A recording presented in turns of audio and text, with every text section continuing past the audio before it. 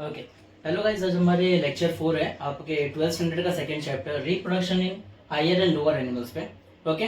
Basically हमने last lecture में इसके लेक्चर नंबर 3 में हमने क्या देखा था कि कितने नंबर ऑफ एग्स का प्रोडक्शन होता है। ठीक है, हमारी ओवेरीज के अंदर कैसे cortex region medullary region divided है, किस पार्ट में ज्यादा चेंजेस देखने मिलते हैं और किस पार्ट में नॉर्मल चेंजेस देखने मिलते हैं। ओके। बेसिकली उसके आगे का ही पार्ट है आपके लिए ovarian histology of mature female.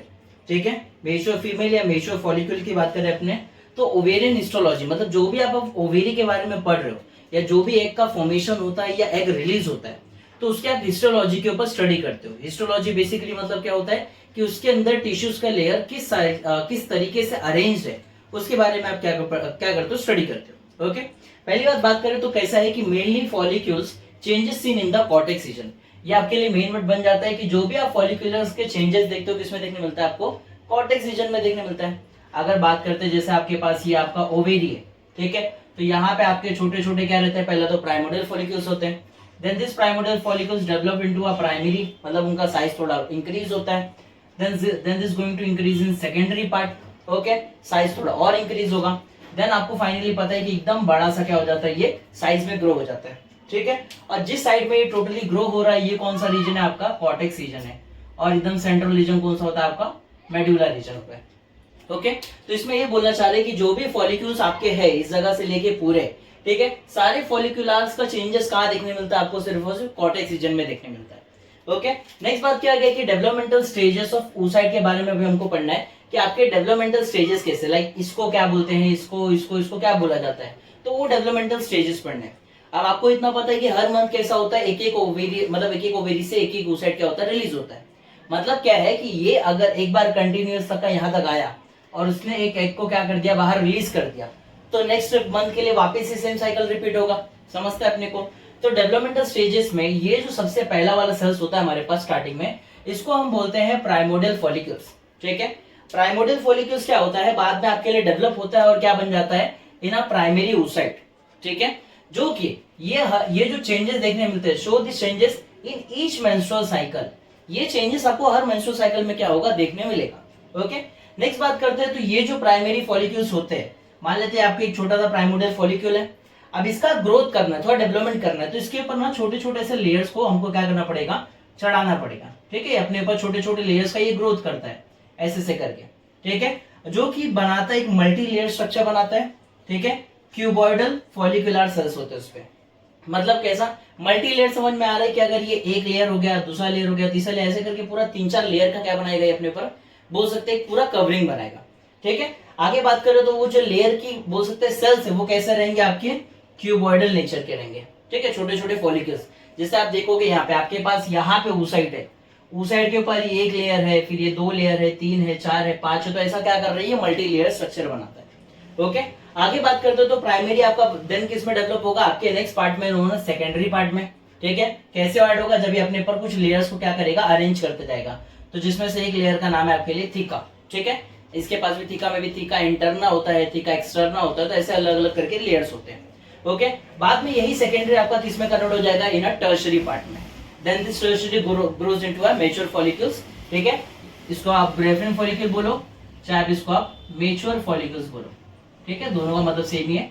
मतलब ऐसा फॉलिकल जिसके पास क्या हो, एक प्रॉपर ओवम प्रेजेंट हो, एक प्रॉपर एग प्रेजेंट हो, बाद में वो एग क्या हो जाए, रिलीज हो जाए उस ओवेरी से। ठीक है, तो रिलीज होने का तरीका कैसा होता है कि जब यहाँ पे क्या करता है, ये ओवेरी देखो, प्राइमोडियल फॉलिक्यूल, प्राइमरी, सेकेंडरी और लास्ट में आपका जो ये ग्रेफिन फॉलिक्यूल है, ये जैसे ही आपके एकदम ओवेरी के एंड पार्ट तक आता है, एकदम बोल सकते हैं एजेस तक आता है, तो यहाँ पे इस जगह पे क्या करता है, ये प्रेशर क्रिएट करता है, जिस प्रेशर की वजह से ना ये जगह पूरा ऐसा फट जाता है। ठीक है, टीयर अप हो जाता है, और जिस तरीके से फटने का पार्ट होता है उसको हम बोलते हैं, लाइक यहाँ लिख देता आपके लिए कि उसको हम बोलते हैं ब्लिस्टर्ड अपीयरेंस। ठीक है, ये सब वर्ड आपके लिए इंपॉर्टेंट बन जाते हैं कि वो कैसा शो करता है, एक ब्लिस्टर्ड अपीयरेंस जैसा क्या दिखाएगा, आपको स्ट्रक्चर दिखाएगा, जिसमें से क्या हो जाता है, फिर आपका जो ये ओवेरी है, या सॉरी ये जो आपका ये ओवम है, एग है, ये क्या हो जाता है, रिलीज हो जाता है आपके फैलोपियन ट्यूब में। ठीक है, फैलोपियन ट्यूब क्या होता है, हम आप भी आगे हमारे फीमेल्स के अलग अलग बोल सकते हैं पार्ट्स में देखना स्टार्ट करेंगे। यहाँ तक जो समझ में आ गया कि ग्रेफिन फॉलिक्यूल बन गया, तो ग्रेफिन फॉलिक्यूल क्या होगा, move towards the surface of the ovary. मतलब यही Graafian follicle surface of the ovary तक का मूव किया। मूव करने के बाद क्या हुआ, उसने एक प्रेशर क्रिएट किया। और प्रेशर क्रिएट करने की वजह से वहां पे क्या है, ब्लिस्टर्ड अपीयरेंस है, जिसकी वजह से एक एग क्या हो गया, रिलीज हो गया उसमें से, and that process is known as ovulation. ठीक है, हम उसको क्या बोलेंगे, ओव्यूलेशन होना। ओव्यूलेशन होना मतलब क्या होता है, जब भी आपके प्राइमोर्डियल फॉलिकल्स डेवलप होते हैं, एग का क्या होगा, एक साइड तक का ट्रांसफर होगा, उसके बाद वो क्या करेगा, प्रेशर देने की वजह से टीयर अप करके क्या हो जाएगा, बाहर चला जाएगा, उसी को हम क्या बोलते हैं, ओव्यूलेशन होना। ओके, नेक्स्ट बात करें तो रिमेनिंग पार्ट जो होता है, मतलब आपका जो ये अंदर का जो ये फॉलिक्यूल वाला पार्ट था, अब ये क्या हो जाएगा, आगे ऐसे ट्रांसफर हो जाएगा, छोटे छोटे पार्ट्स में होते जाएगा, ठीक है, दे दे करके डिसअपियर हो जाएगा। तो ये जो रिमेनिंग पार्ट होता है इसको हम बोलते हैं कॉर्पस ल्यूटियम। ठीक है, क्या बोलेंगे, कॉर्पस ल्यूटियम। ये कॉर्पस ल्यूटियम का बहुत सारा काम होता है आपके प्रेगनेंसी को मेंटेन करने के लिए, ठीक है, बहुत सारे हार्मोन्स का रिलीज करने के लिए, लेकिन तब होता है जब कभी फर्टिलाइजेशन अकर हो। ठीक है, लेकिन अगर फर्टिलाइजेशन नहीं हुआ तो यही कॉर्पस ल्यूटियम आपका एक दूसरे पार्ट में एक व्हाइट कलर के स्कार्स जैसे सब्सटेंस में कन्वर्ट हो जाएगा, जिसका नाम रहता है कॉर्पस एल्बिकन्स। ठीक है, इस पार्ट में कन्वर्ट हो जाएगा अगर जब इसका कोई भी फर्टिलाइजेशन नहीं होगा बॉडी के अंदर। ओके, तो ये आपका पार्ट था कि आपका ओवेरियन हिस्टोलॉजी कैसे काम करता है, कि कैसे कैसे टिश्यूज में डेवलपमेंट हो रहे होते हैं। आगे बात करते हैं इसका प्रॉपर, अगर हम स्ट्रक्चर देखते हैं ग्राफिन फॉलिक्यूल का, जो आपका लास्ट फॉलिक्यूल होता है, जो कि आपका है स्ट्रक्चर ऑफ ग्राफिन फॉलिक्यूल, इसको आप प्रॉपरली देखोगे तो देखो स्ट्रक्चर में कैसा आपके लिए पहला 2 लेयर दिया हुआ है, ठीक है, जिसको हम बोलते हैं थीका एक्सटर्ना। क्या बोलने वाले ये दोनों लेयर को, थीका एक्सटर्ना। ठीक है, ये थीका एक्सटर्ना क्या करता है, अंदर के साइड पे एक वाइटिलाइन मेम्ब्रेन करके एक नाम है आपके लिए, वाइटिलाइन मेम्ब्रेन, उसको क्या करता है, ये सिक्रेट करता है, जो कि बेसिकली इस एग तक का जाके क्या होता है, पहुंचेगा। ठीक है, जब हम प्रॉपर खाली इस एग के बारे में देखेंगे ना आगे हमारे बोल सकते हैं इसमें पार्ट में, तो उसमें आपको समझेगा वाइटिलाइन मेम्ब्रेन का क्या काम होता है। ठीक है, बहुत ज्यादा इंपॉर्टेंट पार्ट होता है, क्योंकि आपके एग के अंदर सबसे एकदम पहला लेयर वाइटिलाइन मेम्ब्रेन का होता है। ठीक है, vitelline membrane secretes the non cellular layer known as zona pellucida. अब इसमें क्या होने वाला है कि ये जो थीका एक्सटर्ना है, ये आपका एक लेयर एक और सीक्रेट करेगा, जिसका नाम क्या है, ज़ोना पेलिसोइडा। ये जो ब्लू कलर के सर्कल्स इनको क्या बोलते हैं, ज़ोना पेलिसोइडा। ठीक है, अब इसका ज़ोना पेलिसोइडा का काम क्या है, ओवम आपका अंदर साइड है, तो ये as a protective fibrous covering जैसा क्या करेगा, काम करेगा। ये जो ब्लू वाला लेयर है ये क्या काम करेगा, इसको बचाने के लिए काम करेगा। ठीक है, यहां से भी बचाएगा, कहीं से भी कोई डैमेज हो तो। ओके, अंदर वाले पार्ट को हम क्या बोलते हैं, इसको हम क्या बोलते हैं, ब्लू वाले को zona pellucida, that also known as a theca interna. ठीक है, इसको हम क्या बोलते हैं, एक टाइप का ज़ोना पेलिसोइडा। ठीक है, या तो हम उसका दूसरा नाम क्या देते हैं, थीका इंटरना। थीका इंटरना की बात करें तो मेन बेसिक इसका काम होता है एक हार्मोन्स का रिलीज करना, जिसका नाम है हमारे लिए एस्ट्रोजन। ठीक है, एस्ट्रोजन का बहुत इंपॉर्टेंट काम होता है ताकि एंड्रोमेट्रियम की लाइनिंग को बनाना स्टार्ट कर पाए। हम देखेंगे अभी आगे के एंड्रोमेट्रियम क्या होता है, प्रॉपर सब चीज देखना है। ओके, इसके बाद हमारा थीका इंटरना के अंदर एक और लेयर है जिसको हम बोलते हैं ग्रैनुलोसा सेल्स। जो आपको डॉटेड लाइन दिख रहे हैं बहुत सारे रेडिश कलर में, ये कौन सा हमारे ग्रैनुलोसा के सेल्स है। ठीक है, जब ये अपने इमेच्योर ओवा से जब अपने आप को डेवलप कर रहा होता है तो ग्रैनुलोसा सेल्स को क्या करता है, डेवलप करता है। ठीक है, ये ग्रैनुलोसा सेल एक टाइप के कैसे होते हैं, ये फॉलिकुलर सेल्स होते हैं, मतलब बहुत ज्यादा छोटे छोटे एकदम फॉलिक्यूल के साइज के क्या होने वाले ये सेल्स रहेंगे। ठीक है, जो कि आपके लिए 2 मेम्ब्रेन बनाएंगे नोन एज अ डिस्कस प्रोलिजिलस। ठीक है, और एक मेम्ब्रेन रहेगा आपके लिए नोन एज कोरोना रेडिएटा। ठीक है, इसलिए बोला गया 2 मेम्ब्रेन आएगा, एक है डिस्कस प्रोलिजिलस, एक है कोरोना रेडिएटा। ये 2 आपके लेयर क्या होंगे, ग्रैनुलोसा सेल से फॉर्म होते हैं। आगे बात करेंगे तो ये जो पार्ट है ये आपका एक क्राउन जैसा जो स्ट्रक्चर है, एक ताज जैसा स्ट्रक्चर है, इसको हम क्या बोलते हैं, कोरोना रेडिएटा बोलते हैं। ओके, कोरोना रेडिएटा की बात करें, इसके अंदर देखो ये पूरे को हम कोरोना रेडिएटा बोलते हैं। इसके अंदर आप देखोगे तो इसके अंदर क्या प्रेजेंट है आपके लिए, एक oocyte प्रेजेंट है। ठीक है, oocyte बहुत ज्यादा अंदर है, बाद में यहीं से ब्लिस्टर्ड अपीयरेंस होने के बाद ये oocyte बाहर होगा। ठीक है, ये आपका पूरा ग्राफेन फॉलिक्यूल है, ये जो आपने पढ़ा था ये ग्राफेन फॉलिक्यूल है पूरा। ये जो बाहर निकल के गया वो ये पार्ट है। ठीक है, तो देखते हैं इसके अंदर कैसा है कि ये जो oocyte है, oocyte की बात करें तो आपको ये पता है ग्रैनुलोसा के सेल से रेड वाले, तो हम कह सकते हैं कि आपका oocyte किससे सराउंडेड है, ग्रैनुलोसा सेल से सराउंडेड है। ठीक है, आपके oocyte भी यही है, देख रहे हैं आपको, ये आपका oocyte एरिया है, और इतना पार्ट आपका क्या है बाहर का, कोरोना रेडिएटा का है। जो आपको मैंने बोला था क्राउन जैसा स्ट्रक्चर आप क्या बोलते हैं, कोरोना रेडिएटा, अंदर वाले को क्या बोलते हैं, oocyte। तो ये दोनों पार्ट को जब आप एक टाइम पे बात करोगे तो इसको हम बोलते हैं क्यूमुलस oophorus। क्या बोलेंगे इस पार्ट को हम, क्यूमुलस oophorus।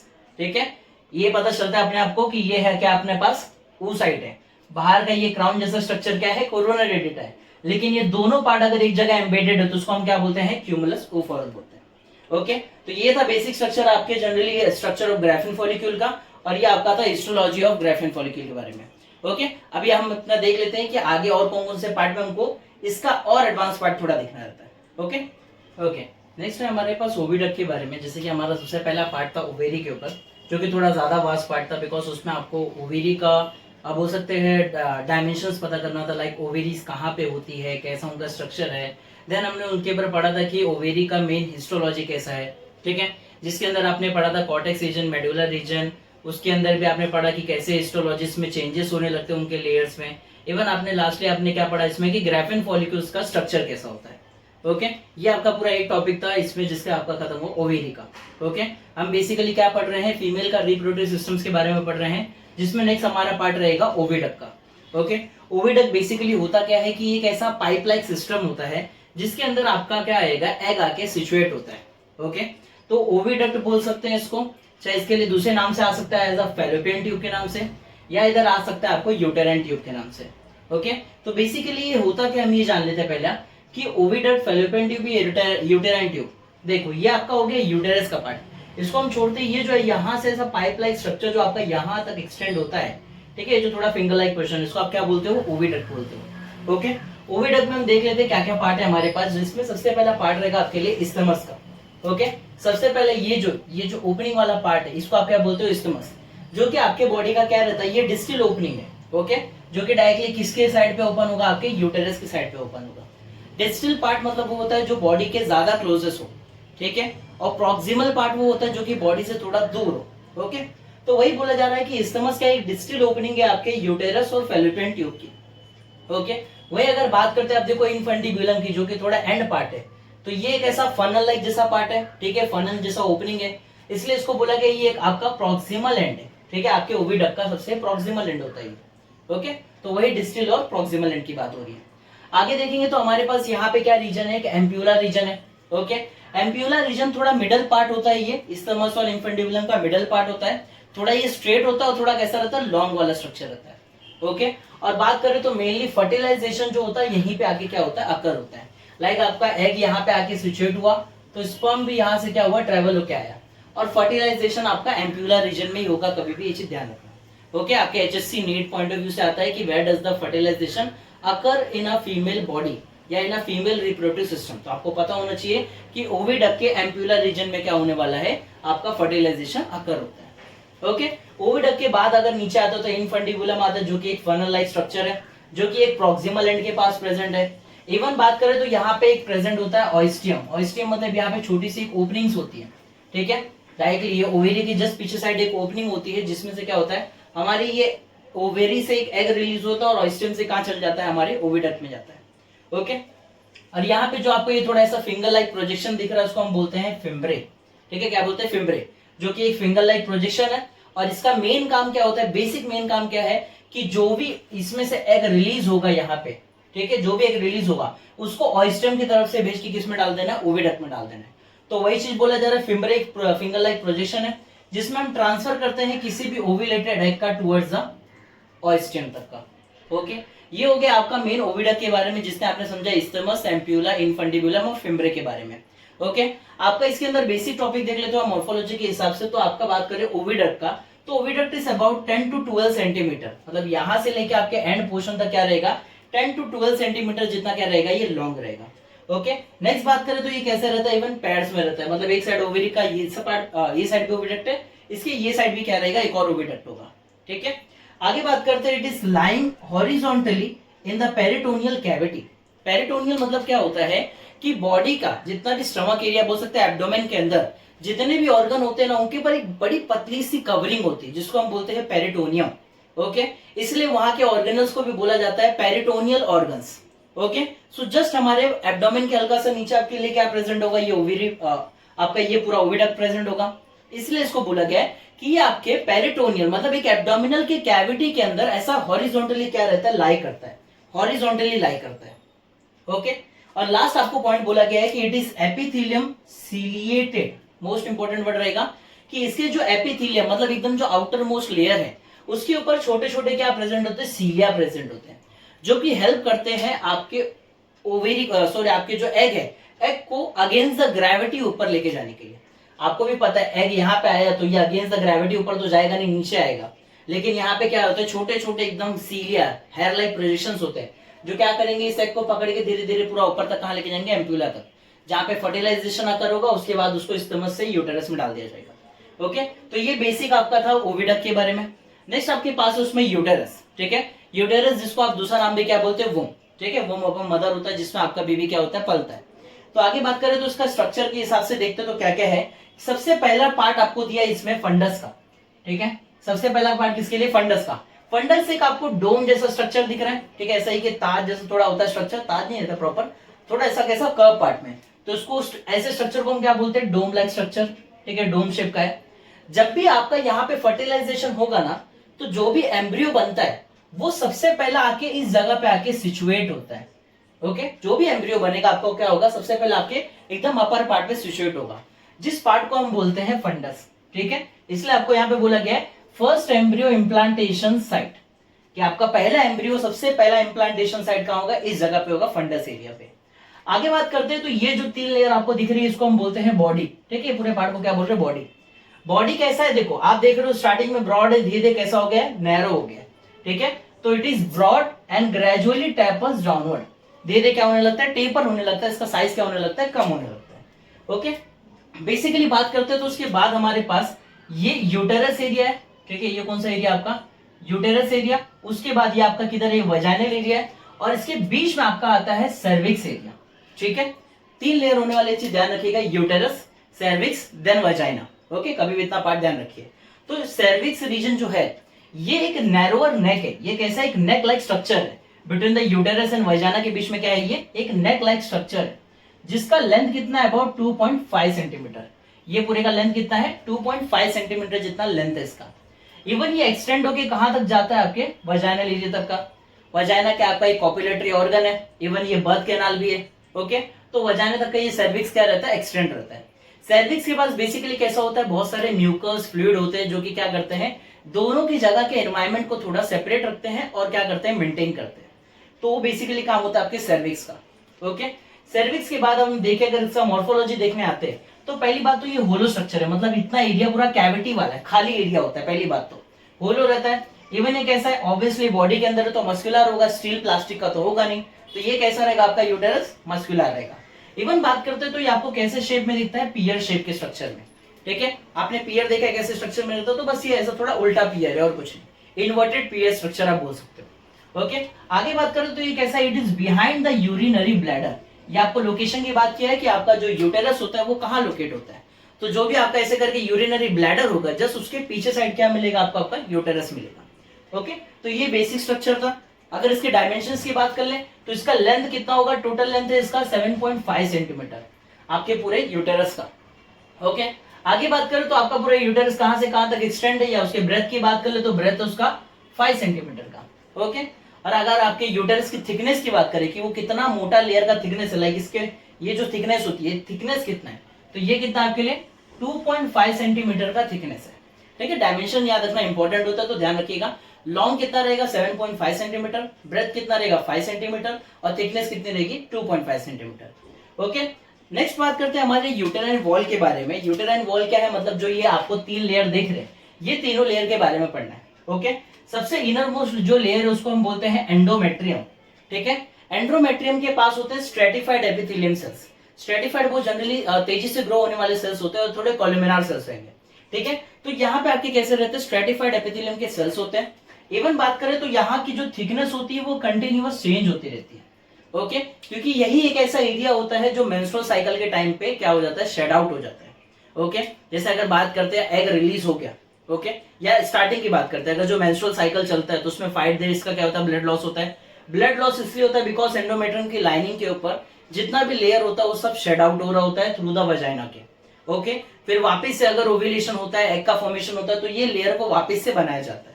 तो इसके बारे में हम आगे देखेंगे अपने स्टडीज में कि कैसे इसका लेयर का चेंजेस होता है, तो हमको समझ में आ जाएगा कि एंडोमेट्रियम के अंदर इतने चेंजेस क्यों होते हैं और कैसे होते हैं, ठीक है, जब हम हमारा मेंस्ट्रुअल साइकिल के बारे में पढ़ेंगे। आगे पार्ट दिया गया कि जो आपका ये पार्ट है, ठीक है, जो आपका एंडोमेट्रियम का पार्ट है, ये बहुत ज्यादा रिच रहता है in blood vessels, okay, and in uterine glands. Because if अगर आपका मान लेते हैं फर्टिलाइजेशन हो गया, एम्ब्रियो का फॉर्मेशन हो गया, तो एम्ब्रियो आके जब यहाँ पे इम्प्लांट करेगा तो उसको नरिशमेंट तो चाहिए, तो नरिशमेंट चाहिए के लिए तो क्या होगा, उसको ब्लड वेसल से डायरेक्ट कोई भी नरिशमेंट देना पड़ेगा।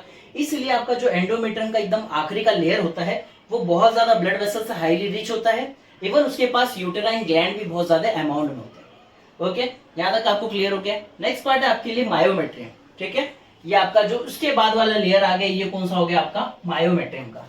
मायोमेट्रियम का मेन काम क्या है, ये एक ऐसा थिक लेयर है जो कि किसका बना है, स्मूथ मसल्स का। ओके, ये वाला कौन सा था, स्ट्रेटिफाइड एपिथेलियम का, ये किसका बना है आपका, स्मूथ मसल का। स्मूथ मसल का है बिकॉज ये यहाँ पे विग्रस कॉन्ट्रैक्शन करता है, इतना ज्यादा कॉन्ट्रैक्शन स्टार्ट कर देता है ताकि लेबर का काम हो पाए। लेबर इन द सेंस मतलब क्या, जो बेबी का अगर इसमें प्रॉपर बोल सकते हैं डेवलपमेंट हो गया तो उसको पुश आउट करने के लिए बाहर क्या रहता है, ये जो आपका मायोमेट्रियम है वो बहुत ज्यादा कॉन्ट्रैक्शन करता है। कॉन्ट्रैक्शन मतलब बहुत ज्यादा दबता है, जिसके से इतना एरिया दबेगा तो बेबी क्या हो जाता है, बाहर आ जाता है। ओके, इसलिए बोला गया it is a thick layer of smooth muscle and show the vigorous contraction for the labour. ठीक है, लेबर मतलब पार्चुरेशन है, बेबी का बर्थ करना। ओके, अब नोन एज लास्ट लेयर आपके लिए रहेगा, इसमें आपके लिए रहेगा पेरीमेट्रियम। ओके, सबसे आउटर मोस्ट लास्ट लेयर है पेरीमेट्रियम, जो कि जनरली बेसिक काम क्या रहेगा इसका, अंदर के यूटेरस को प्रोटेक्ट करना। ओके, और क्या अगर हम पेरीमेट्रियम का अगर हमको और बात होता है कि क्या बता सकते हैं, तो बोल सकते हैं आपकी सीधा सीधा कि आपका मायोमेट्रियम पेरीमेट्रियम के ऊपर सिचुएटेड है। ठीक है, या कह सकते हैं आपका मायोमेट्रियम पेरीमेट्रियम के ऊपर ग्रो होता है, सारी बातों से हम कह सकते हैं। तो ये भी आपके लिए पॉइंट बन जाता है कि मायोमेट्रियम आपके पेरीमेट्रियम के ऊपर ग्रो होता है, सिचुएटेड रहता है। ठीक है, और ये अंदर के भी क्या करेगा, प्रोटेक्शन प्रोवाइड करेगा आपके यूटेरस पार्ट को। ओके, यहाँ तक का लेक्चर हम रखते हैं हमारा, ये आपका 4th लेक्चर था आपकी रिप्रोडक्शन चैप्टर का। इसके आगे हम हमारे और भी फीमेल रिप्रोडक्टिव सिस्टम्स के बारे में देखना है कि कैसे कैसे होने वाला है। ओके, इसी तरह हमारे साथ बने रहे, और कुछ भी आपको डाउट रहता है, कुछ भी रहता है तो आप अपने हमारे कमेंट सेक्शन में छोड़ दीजिए। ओके, हम जल्दी आपको रिप्लाई करेंगे। Thank you.